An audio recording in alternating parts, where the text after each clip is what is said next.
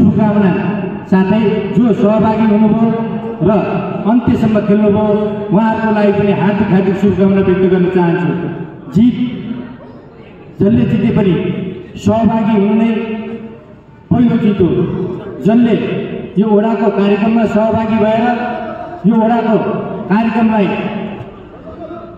महत्त्वपूर्ण रूपमा हेरेर सहभागी भइदिनु भयो, त्यसको लागि म हार्दिक धन्यवाद व्यक्त गर्न चाहन्छु। यो धेरै कुराहरू आइ नै सक्यो।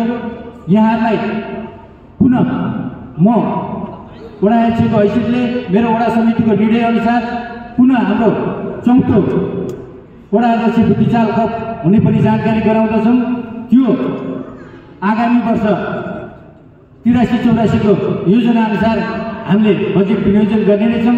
त्यसको लागि पनि यहाँलाई सो कार्यक्रममा पनि उपस्थित हुनको लागि हार्दिक अनुरोध पनि गर्दछु। र हामीले महत्त्वपूर्ण कुरो त हामीले महालक्ष्मी नगरपालिकाभित्रका स्कुलका बालबालिकाहरू भन्दा बढी सहभागी हुन् भन्ने हाम्रो उद्देश्य थियो। सोही अनुरूप हामीले कार्यक्रमको आयोजना गर्दाखेरि महालक्ष्मी नगरपालिकाभित्रका संस्थागत हाम्रा सार्वजनिक स्कुलहरूको इक्जाम परेको कारणले गर्दा त्यहाँका स्कुलका विद्यार्थीहरू धेरै सहभागी हुन सकेनन्।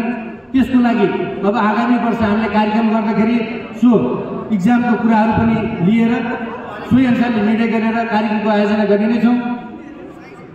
अब धेरै कुराहरू नभनिकन जो सहभागी हुनुभयो म उहाँहरूलाई हार्दिक धन्यवाद व्यक्त गर्दछु। जो मेरा वडा समितिका साथीहरूले यो महत्त्वपूर्ण कार्यक्रमको लागि हिजो र आज खटेर जुन सहयोग गर्नुभयो उहाँहरूलाई हार्दिक धन्यवाद व्यक्त गर्न चाहन्छु।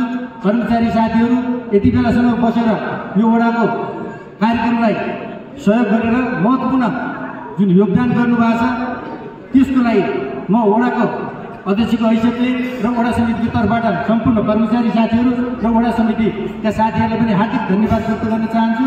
जो नेपाल प्रहरी र नगर प्रहरीले हिजोदेखि यो हलको सेक्युरिटीको लागि राति पनि मसँग कुरो भएको थियो। एसपी साहबसँग मैले यहाँ सम्पूर्ण महत्त्वपूर्ण सामानहरू छ अनि सुरक्षा दिइदिनु पर्ला भनेर भनेको थिएँ। उहाँहरूले जो सुरक्षा दिनुभएको छ त्यसको लागि म लघु प्रहरी प्रभाग र नगर प्रहरीलाई पनि हार्दिक धन्यवाद व्यक्त गर्न चाहन्छु।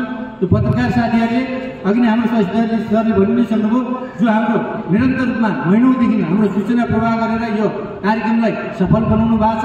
पत्रकार साथीहरूलाई पनि हार्दिक धन्यवाद व्यक्त गर्न चाहन्छु।